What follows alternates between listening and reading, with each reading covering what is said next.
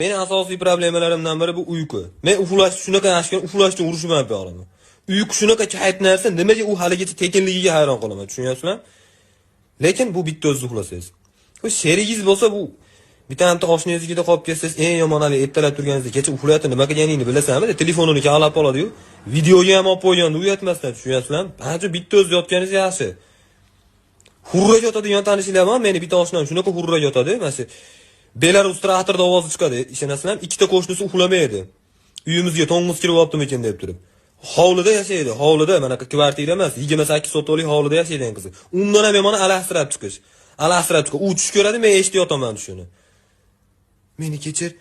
Men senga xiyonat qilmadim-ku, meni kechir, qayt meni oldimga. Iltimos, deyodi. Men ashuni eshitib zo'r uxlab oldim. Ishonasizlarmi? Ertalab turib, kecha uyqungda nima qilganingni bilasanmi desam, ha, kecha uyqu yaxshi olmadi, uxlolmaganman deydi. U ana bo'lmasam